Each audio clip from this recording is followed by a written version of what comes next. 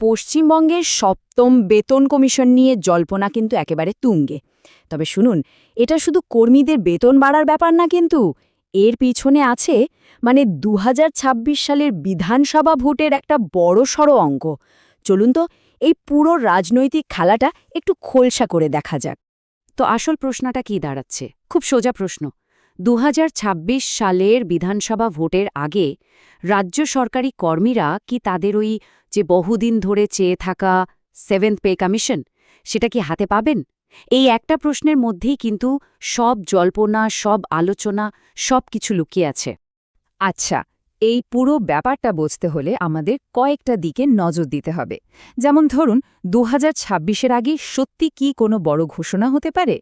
এই যে বেতনের ফারাকের কথা বলা হচ্ছে, সেটা আসলে কতটা?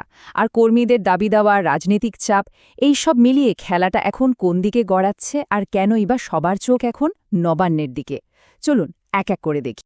তো চলুন প্রথমেই দেখে নেওয়া যাক, হঠাৎ করে এখন কেন এই ব্যাপারটা নিয়ে এত হইচই।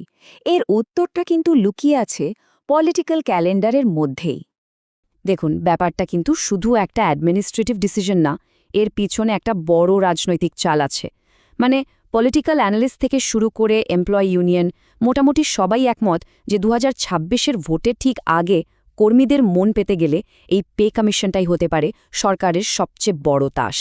এই টাইমলাইনটার দিকে একটু তাকালেই কিন্তু একটা প্যাটার্ন বেশ পরিষ্কার বোঝা যায়। দেখুন, ২০২৪-এর লোকসভা ভোটের ঠিক আগেই ডিএ বাড়ানো হয়েছিল। তো সেই হিসেবটা মাথায় রাখলে এই জল্পনাটা কিন্তু একদমই ফেলে দেওয়ার মতো নয় যে ২০২৬-এর ভোটের ঠিক মুখে হয়তো ১লা জানুয়ারি থেকেই সপ্তম বেতন কমিশন চালু হয়ে যেতে পারে। আগের ঘটনাগুলো তো অন্তত সেই দিকে ইঙ্গিত করছে, তাই না?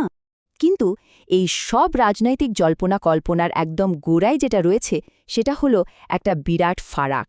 কিসের ফারাক? বেতন আর অন্যান্য সুবিধার। চলুন সেই ছবিটাই একবার দেখে নিই। এই যে তুলনাটা, এটা দেখলেই কিন্তু ছবিটা একদম জলের মতো পরিষ্কার হয়ে যাবে। ভাবুন একবার, একদিকে সেন্ট্রাল গভর্নমেন্টের কর্মীরা তারা 58% ডিএ পাচ্ছেন আর 8 পে কমিশনের দিকে এগোচ্ছেন, আর অন্যদিকে আমাদের রাজ্যের কর্মীরা তারা এখনও 6 পে কমিশনেই আটকে আর ডিএ পাচ্ছেন মাত্র 18%। এই যে একটা আকাশ পাতাল ফারাক, ক্ষোভের আসল কারণ তো এটাই। এই বার চার্টটা দেখুন, তাহলে সংখ্যাটা চোখে দেখতে পাবেন। একদিকে উঁচু বারটা দেখুন ৫৮%, আর তার পাশে আরেকটা মাত্র ১৮%। এই যে বিরাট একটা গ্যাপ, এটাই কিন্তু কর্মীদের বহু দিনের জমানো ক্ষোভের কারণ। আচ্ছা, বোঝার সুবিধার জন্য একটু বলে রাখা ভালো, এই যে মহার্ঘ ভাতা বা ডিএ, এটা আসলে কি জিনিস?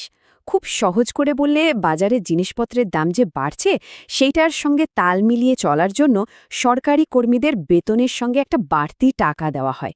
ফলে বুঝতেই পারছেন, এই পার্সেন্টেজের ফারাকটা কিন্তু সরাসরি কর্মীদের রোজকার জীবনযাত্রার উপর একটা বিরাট প্রভাব ফেলে।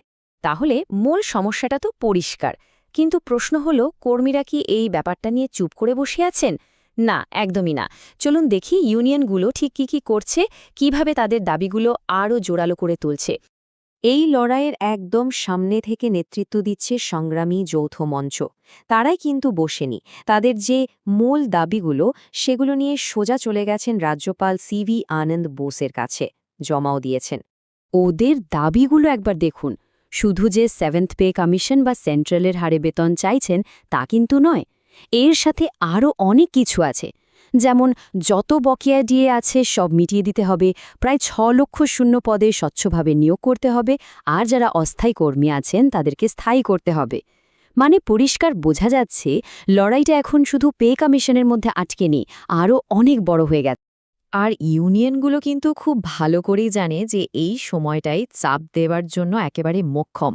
যেমন ধরুন, কনফেডারেশন অফ স্টেট গভর্নমেন্ট এমপ্লয়িজের সাধারণ সম্পাদক মলয় মুখোপাধ্যায়, উনি ঠিক কী বলছেন? বলছেন যে এই নির্বাচনী আবহে ডিএ বৃদ্ধির ঘোষণা একটা বড় বার্তা দেবে। তার মানেটা খুব সোজা, তারাও বুঝতে পারছেন এটাই চাপ বাড়ানোর সেরা সুযোগ। তো একদিকে দাবি পেশ করা হয়েছে, অন্যদিকে রাজনৈতিক চাপও বাড়ছে। তাহলে এখন পরিস্থিতিটা ঠিক কী রকম? খেলাটা এখন কোথায় দাঁড়িয়ে? ইউনিয়নগুলোর গলার স্বর কিন্তু এখন অনেকটাই বদলে গেছে। আগে যেটা অনুরোধের পর্যায়ে ছিল, সেটা এখন সরাসরি হুঁশিয়ারিতে পৌঁছে গেছে। পরিষ্কার কথা, দাবি যদি না মানা হয়, তাহলে আন্দোলন আরও বড় হবে, আরও তীব্র হবে। আর সেই বড় কর্মসূচির মধ্যে কি আছে? আছে নবান্ন অভিযান, মানে সোজা রাজ্যের ক্ষমতার যে কেন্দ্র সেইখানে গিয়েই আন্দোলন করার পরিকল্পনা। আর এটা যদি সত্যি হয় তাহলে কিন্তু পরিস্থিতি যে কোনো মুহূর্তে অন্যদিকে ঘুরে যেতে পারে। সব মিলিয়ে পরিস্থিতিটা এখন যাকে বলে একেবারে একটা টান টান জায়গায় এসে দাঁড়িয়েছে। একদিকে ২০২৬-এর ভোটের চাপ, অন্যদিকে ইউনিয়নগুলোর চাপও বাড়ছে। এর মধ্যে রাজ্যপালের অফিসও ঢুকে পড়েছে। কিন্তু এত কিছুর পরেও রাজ্য সরকারের তরফ থেকে এখনও কোনো পাকা কথা বা ঘোষণা আসেনি। সবাই অপেক্ষা। তাহলে শেষ পর্যন্ত প্রশ্নটা কিন্তু সেই একটাই, এই যে ইউনিয়নগুলোর চাপ বাড়ছে, সামনে ভোট আসছে, এই সব কিছুর মুখে দাঁড়িয়ে সরকার কি শেষমেশ একটা বড় ঐতিহাসিক ঘোষণা করবে, নাকি বেতনের এই ফারাক ঘোচানোর লড়াইটা কর্মীদের জন্য আরও লম্বা হতে চলেছে? এর উত্তর তো সময় দেবে, আর আমাদের সবার নজর থাকবে নবান্নের দিকে।